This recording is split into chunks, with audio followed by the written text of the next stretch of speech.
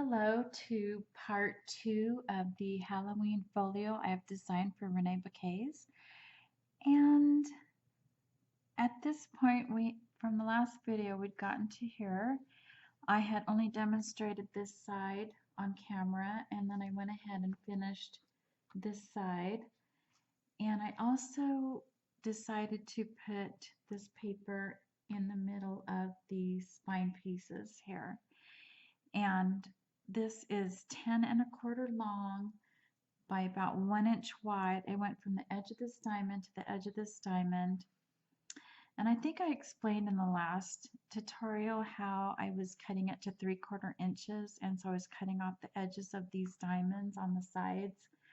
I decided those were way too narrow, even though the chipboard's 1 inch. Somehow when you have these gussets here, it just looked too narrow overall. So I went ahead and redid the spine pieces and cut those wider. And so I went from the edge of the diamond to the edge of the diamond and centered that, and I cut 10 1/4, so it's about 10 1/4 by 1 inch. And so the same thing on the other side. And then I redid the back because I thought it was just too narrow on the sides. And I explained that in the last tutorial, but this I cut at 8 1/2 by 10 1/4. And I just think it's covering the back much better than the previous piece that I had on there. So I hope that doesn't mess you up too bad. I will be encouraging everybody in my walkthrough to watch all the tutorials all the way through, because I do make mistakes sometimes, or maybe I say things I don't mean to say, if the words just don't come out right. And so hopefully as you continue on, please watch the rest of the tutorial before you actually start cutting into your papers. We'll talk about the cover probably in another tutorial. I think I'll make a part. I did a part 1. I ended up breaking it up into two parts. So part 1, A and B, and this will be part 2, and this might be A and B. I'm not sure. Just to see how far we go.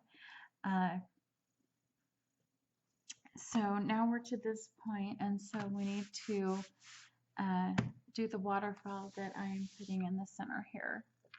And so this is what it looks like. And so then we'll go from there. And this is just going to be centered on the center right there. Okay.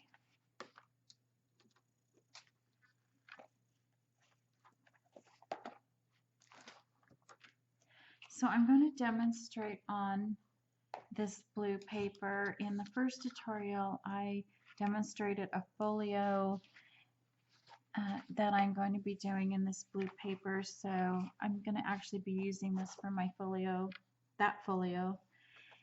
And it's easier to see the blue than it is to see the black.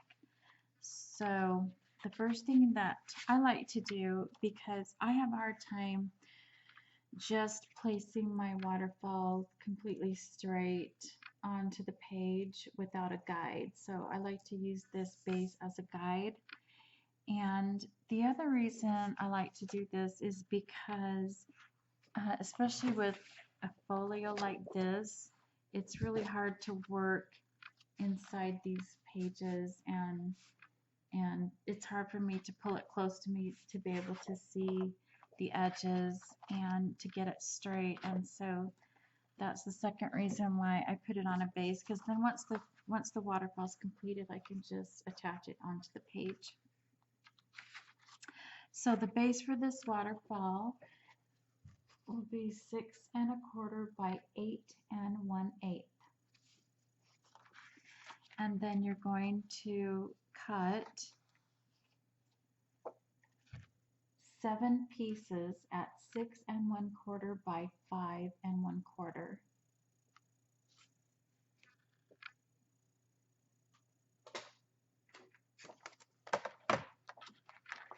Then you're going to score all of those 7 pieces with the 5 1/4 side here, and the 6 1/4 this way, and you're going to score 1/2 inch. So you'll do that on all the 7 pieces.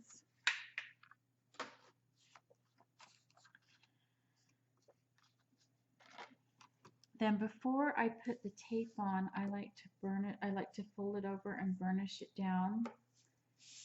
And then I turn it over and burnish it down again. And I do that a couple times. And so then I'll put the tape on, and I'm using a 3/8 inch Scor tape here. And then I'll burnish that down again.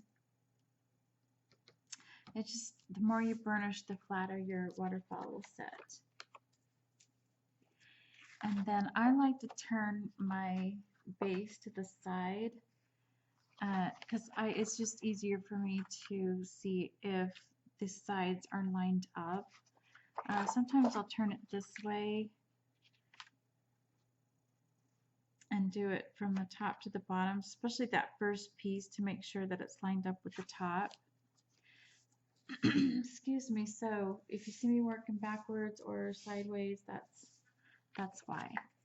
So I'm going to take off part of the taping back, and I'm going to line this up. Now this very first piece is really important that you get it straight. If you don't feel like it's cut exactly straight, you might want to cut another one, because if this one starts out kind of off, then it gets worse and worse and worse as you go. So I'm going to make sure that's lined up on the left, and I'm not quite on the top.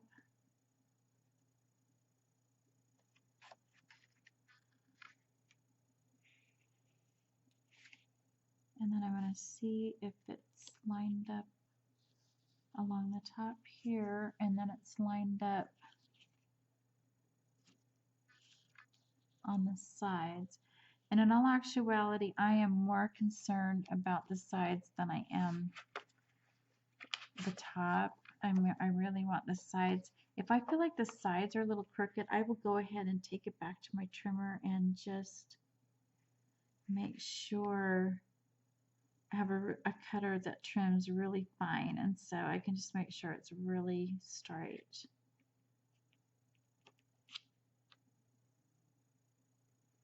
Okay, so those sides are lined up, and then I'll just pull the rest of that backing off, and I will burnish the top here, and then I'll burnish the bottom here along there.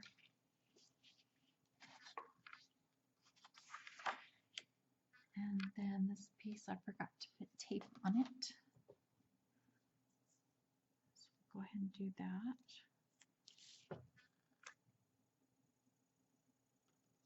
And I use 3/8 tape, even though it's cut at a 1/2 inch, because the 1/2 inch tape seems to be just way too close to the edges. Okay, so now I'm going to burnish that on. And so as I go along, I will butt this fold line up to the edge of this hinge here, and I'm going to draw a line along the edge so you can see.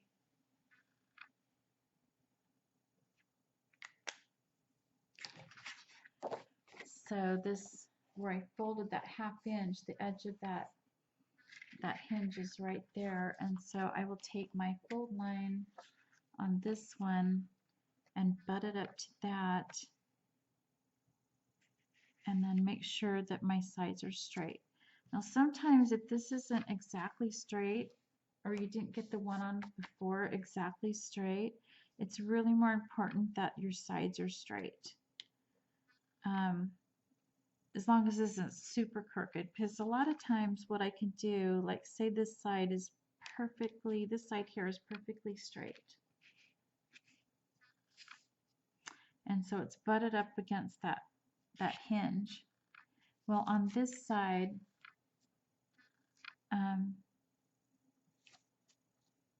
when I line this side up, this side doesn't come quite as close to the hinge as this side. And if it's just ever so slight, then that there's just an ever so slight little bit of sliver. Maybe it's just not quite butted up as tight. I don't really mind. If it's way crooked, I have to fix it. And the way I fix it is I go back to my cutter and make sure this is straight. I will keep it folded and make sure it's straight, because sometimes when you score, the fold doesn't get quite straight. And so I will just trim it up on my trimmer, make sure it's straight, and then come back and line it up. But like I said, usually if I only have just, there's not even a gap there, it's just not quite as tight on this side as it is here. There's really no gap. So then I'll go ahead and do that anyway. I just want to make sure that these sides are even, and then I also will check, I will go back and check when it's folded this way and make sure it's even. So that's what I do, and so I'm not going to go and do all 7 on camera, but I have done all of these, and so I have this last one to do.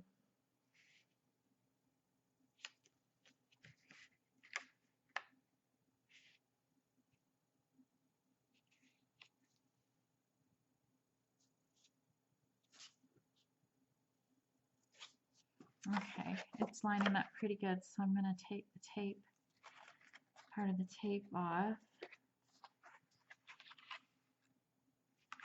and line it up again.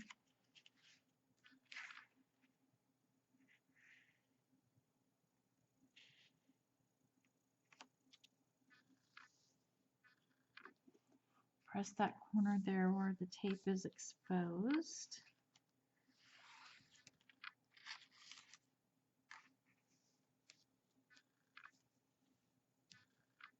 Okay, and then I'm going to burnish that down.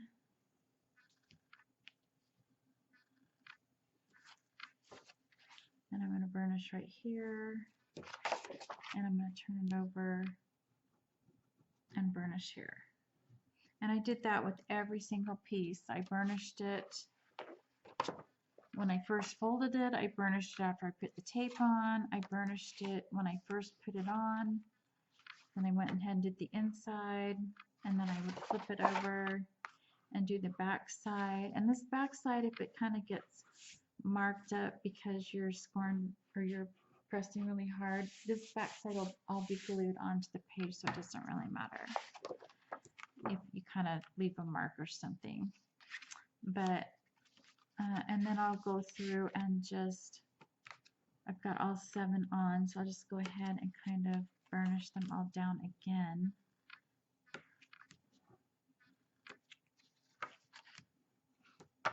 Like that. And this just, the more you do that, I mean, you want to have a good card. That's why you want to use a good cardstock, because it just, and a cheap cardstock will not hold up to this process. Okay, so now I've got all my pieces in. I really don't like the way that edge of that hinge is showing right there. And even though it's going to be covered up by paper, I don't want those edges really just sticking out and looking like a hinge. And so what I do is I take an extra piece, and so this is cut at 6 1/4 by 4 3/4, and I just do the same thing as if it was another waterfall piece. I just butt it up to that hinge. Make sure it's lined up on the sides. Now, if it extends past the base a little bit, if it goes over that base just a little, that was my intention. We don't want the bottom of that base showing.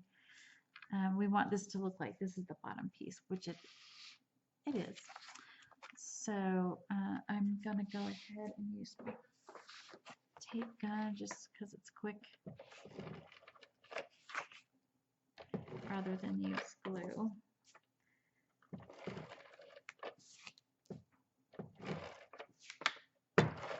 But normally if I was putting this piece on, I would use glue.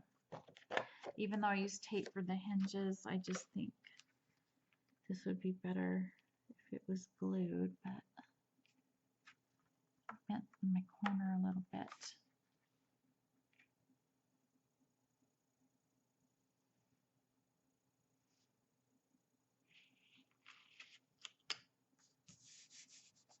Okay.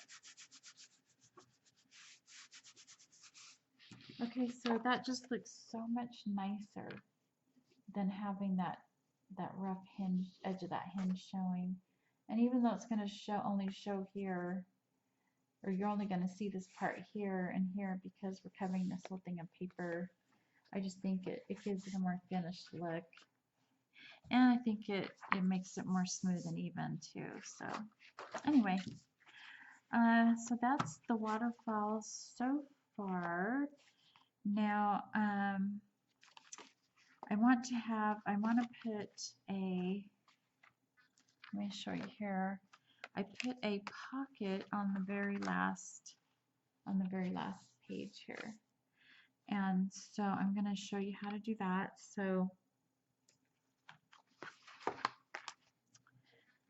you're going to need a piece that is 7 1/4 long. Oh, I've got it written down here.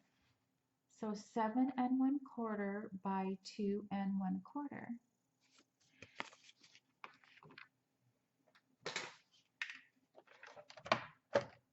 And then you're going to score at 1/2 inch and 1/2 inch. Or I should say, you're actually scoring 1/2 inch here, and then you're scoring at 6 1/4 here. But if it's just easier for you to score 1/2 inch and then turn it and score 1/2 inch and then turn it one more time and score 1/2 inch, if that's easier for you to understand, then do it that way. Then once you've scored it, you're gonna, like we did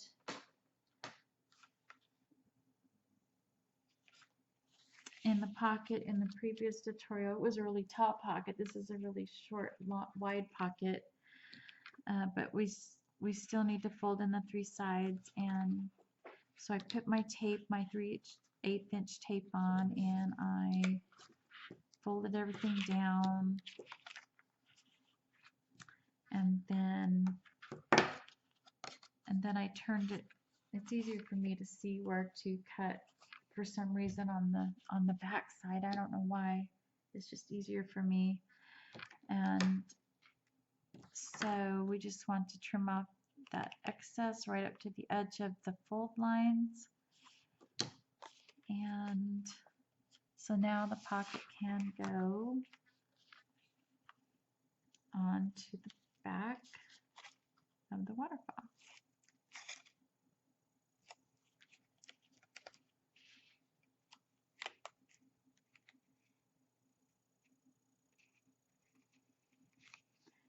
And I just ripped off all the tape backing, but usually it's better to just do a little piece at a time.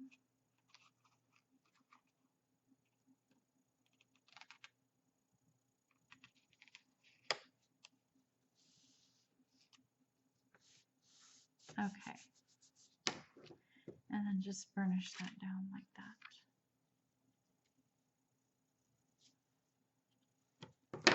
Okay, so there you have a pocket on the back of the waterfall. And the waterfall is not quite complete because now we have to do this part right here. And I had a piece to demonstrate.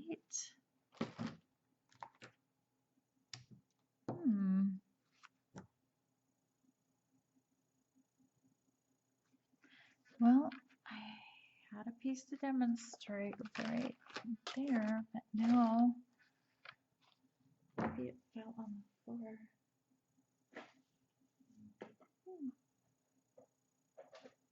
I apologize. I'm going to go cut one really quick.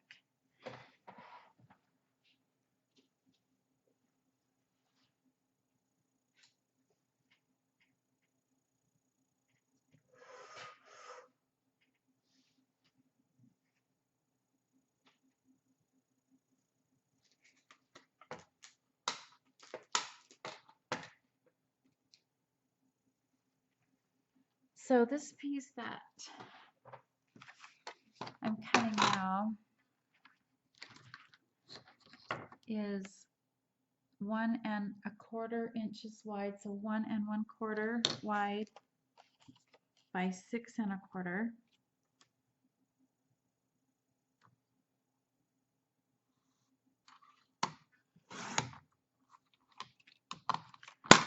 So I've got 1 1/4 by 6 1/4.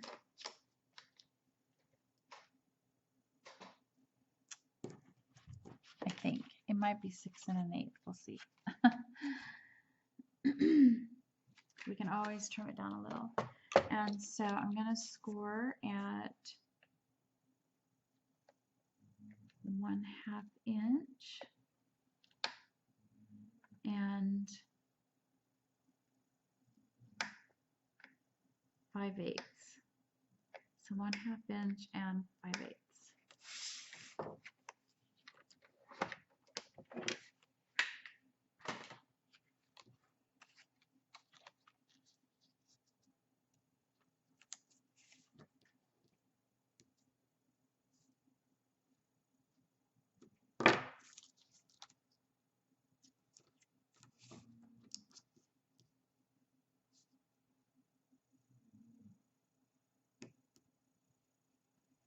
So when those are both folded over, then I have a little teeny 1/8 inch gusset right there. And so this needs to be centered onto the back of the waterfall. And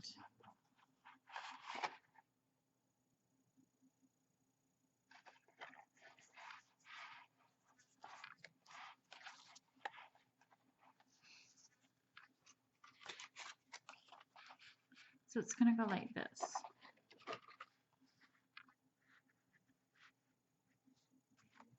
This little 1/2 inch, the edge of that right on the score line is going to sit on the edge of this, on the base, on the back base of the folio. So what I do is I take my, actually I should tape it first, huh? That would help. So unlike pockets, this is going to be taped on the inside fold.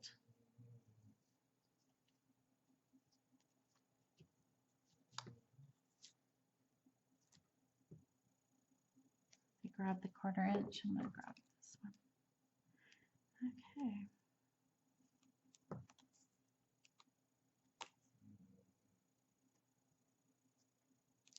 Oh my goodness.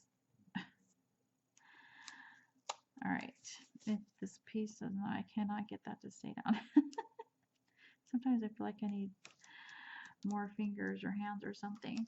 Oh my goodness.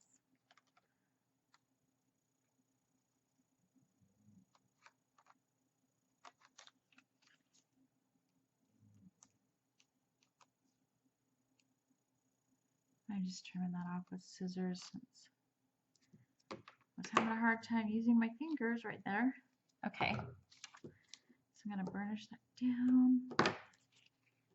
And so you can see my score line. Well, maybe you can't see it, but my score line right here.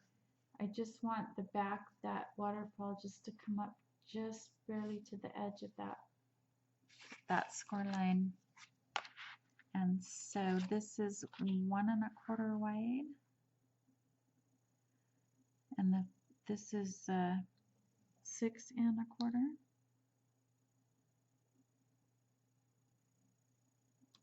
So if it helps you, you can make a little mark where the center is.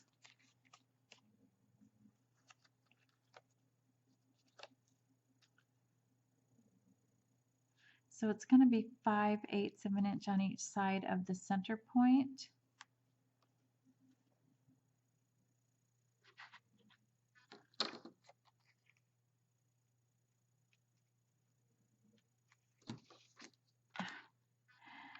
Okay, I feel like I'm all thumbs today, so I usually just stick it on with the ruler sitting right there, but since I'm feeling extra klutzy today, I'm going to go ahead and mark 5/8 on the side of each side of the center point. And that's going to be my guide of where to put my piece. So it's going to go on this way.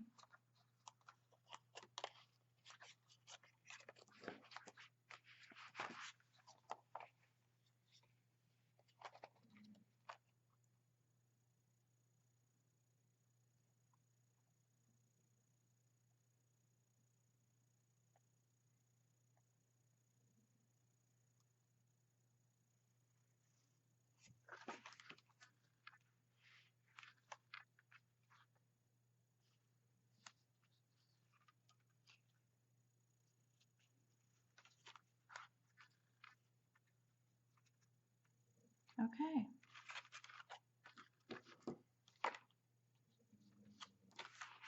And I'm just going to burnish that down here.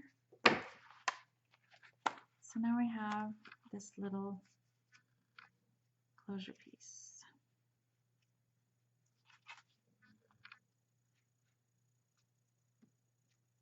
Okay. So the first thing you want to do to finish this off as far as decorating is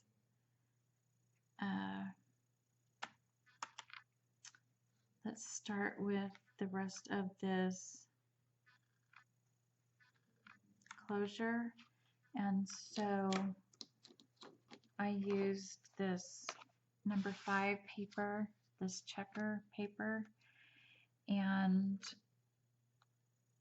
I'm gonna say I cut it at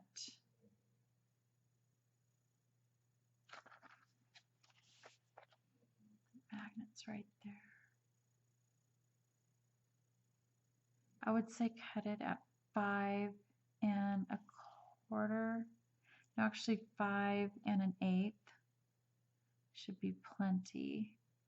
So I would cut this piece at 1 inch, 1 inch wide by 5 1/8, this checker piece right here. And so you're gonna glue that down to your closure. And then to make this piece here, I have to walk you through it since I only had one of these stickers. But it's a little the fussy cutting's a little tricky, I think, but it's really simple as far as the process.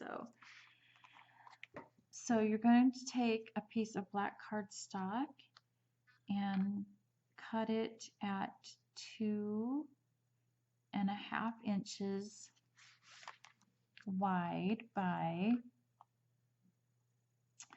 I'm going to say 3. You could do 2 3/4, maybe 2 7/8 inches tall. And the reason we're going a little bit taller than the sticker is because this part we have to fussy cut.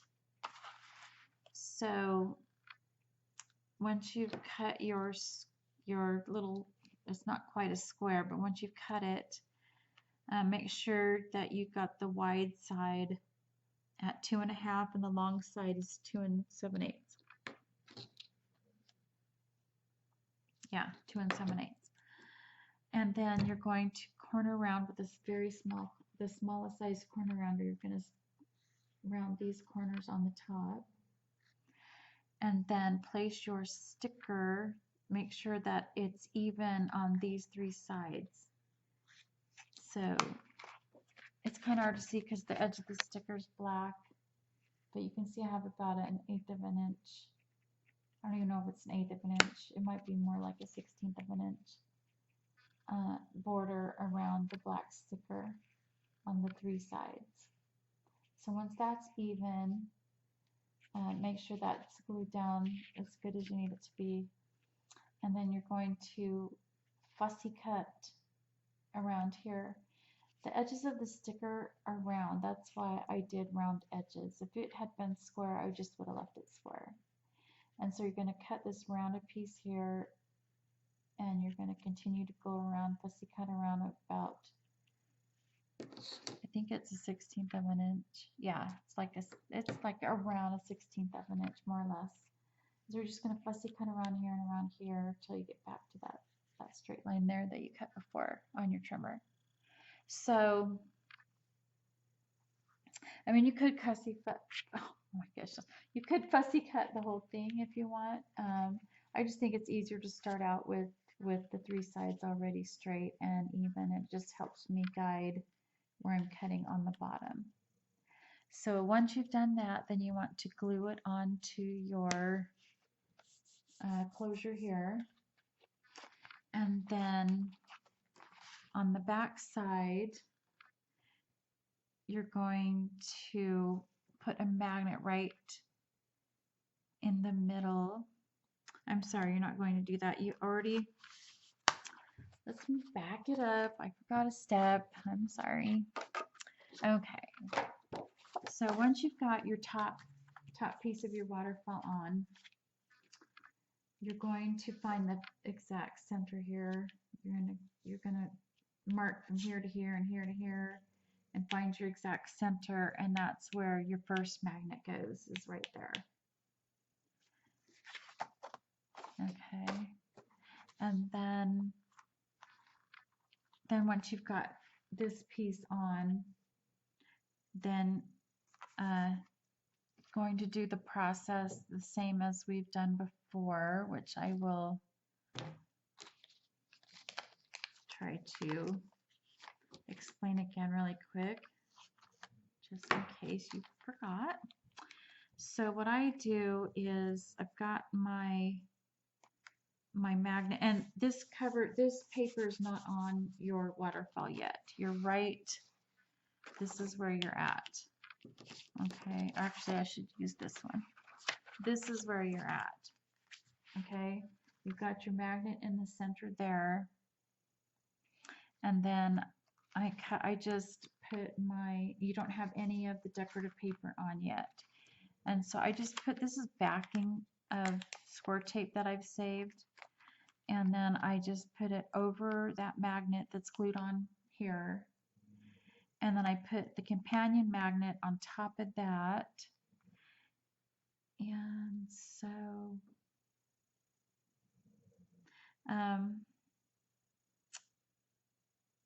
I guess I don't know what I'm putting on this particular waterfall as far as decorating it, so I'm not actually going.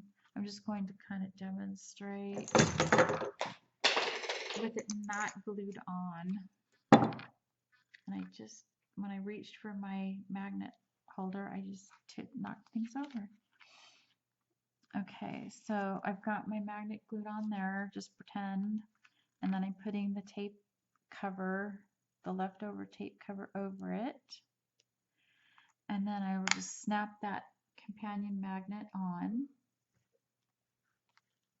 and see this doesn't quite go. You're going to glue yours to the very center. And so say that's what's here. We've got the magnet, it's a companion magnet there. And you're going to put the glue on the back, and then you're going to lay this piece down with this square piece on top, glue it on the top here, and you're going to lay that down and let it dry, let that glue dry. And then when you lift it up, your magnet should come off here, and your other magnet will be on the top of the waterfall here. So now we need to cover up the magnets. So to do that, I cut a 2 1/4 by 2 1/4 square of this batt paper, and I placed it over the magnet here, centered it onto the square. So you have about a 1/16 of an inch black all the way around. And then this piece here goes from score line to about a 1/16 from there. And so this piece is 1 by 4 5/8. If you need to trim it just a little more, you can do that, but just as long as it's not over that score line here where that 1/8 inch gusset is, just to the edge of that score line. And then you're going to take a piece of this is the number 1. Oh, this is the number 1 paper. This is number 1 paper. And you're going to, this is 6 inches wide by 4.5 inches tall. So that's 6 inches wide by 4.5 inches tall. And so you're going to glue that piece on, covering the magnet that's in the center. And so you'll have your closure just like this. And that part's all done. Now for the rest of the waterfall, I just cut 1/2 inch strips, 1/2 by 6 inches across. So a lot of these are front and back, or as far as the paper is double-sided, and so I just cut off. When you're cutting your papers, I like to draw it all out before I cut. When I'm watching a tutorial like this, I like to draw all my cuts out to make sure that I'm cutting the paper to get the most out of my papers. So these are not to scale. These are just my rough drawings of the 12 by 12 papers and how I feel it would be best to cut them. And then this is the cardstock here, and this side's the design paper. So I used one sheet of every paper except for number 4 and number 8. I used 2 pieces of paper. And so to get the most out of it, on most of them, I had to cut that 1/2 inch off first, because if I cut it 12 inches and then cut it in half, then I had my front and back, whatever sides I'm using for each of these edges. And so I created the waterfall so that it would be long enough to hold a 4 by 6 photo and have a little bit of gap of black in between, and then have that 1/8 of an inch or 1/16 of an inch all the way around. So the 4 by 6 will fit perfectly in here. Now I have covered the gussets before with paper, but I don't know if I'm going to do that or not, so we'll see. But you could do that if you wanted. And so whatever paper I did on the front, I did on the back. So you're going to have to cut an extra 1/2 inch by 6 for this top piece here, because we covered the whole thing. And then so the back just has the same pattern, just a 1/2 inch. So I've got number 1 paper here and as the first one, and then I have the dot paper second, same as on the back side.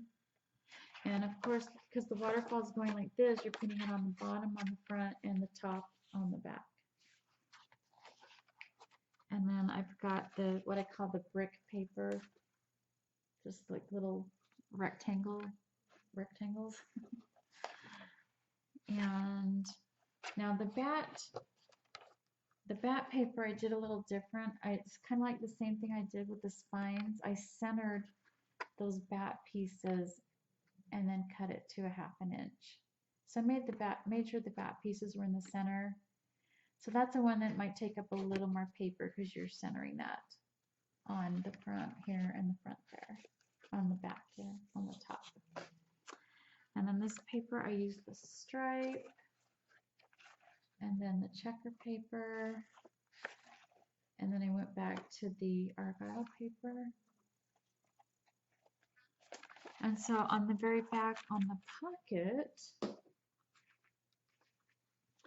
this piece is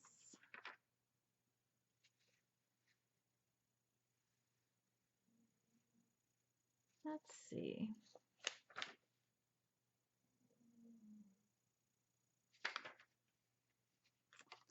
Well, I'll just have to measure.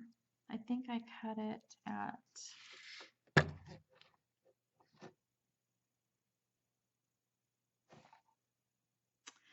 so I cut this at 4 3/4 by 6. And this is that dot with paper with the spiders along. And so I cut it at 4 3/4 by 6. Now, some people like to cut their pockets just barely past the edge of the opening of the pocket because they don't want to waste any paper. Now, if you have very little paper left, I certainly recommend that. But usually on a pocket, I like to have it cover that 1/2 inch edge that we folded over, because I don't like things catching on that edge. So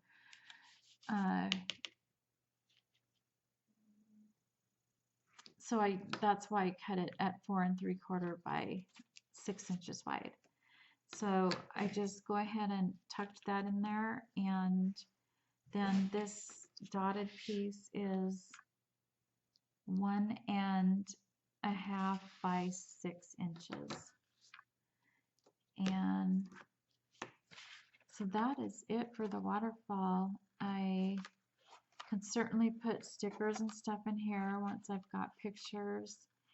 And once I have the pictures in, then I might set aside some, if I have any paper of this, if I have any paper left over that I feel like I have enough to use on these gussets here, I'll use it. But I might just leave it black because it'll be a nice border, and I don't know if I want to do that. So anyway, you can decide. I'll probably be decorating the cover of this waterfall as well. I just haven't decided yet how I'm going to do that.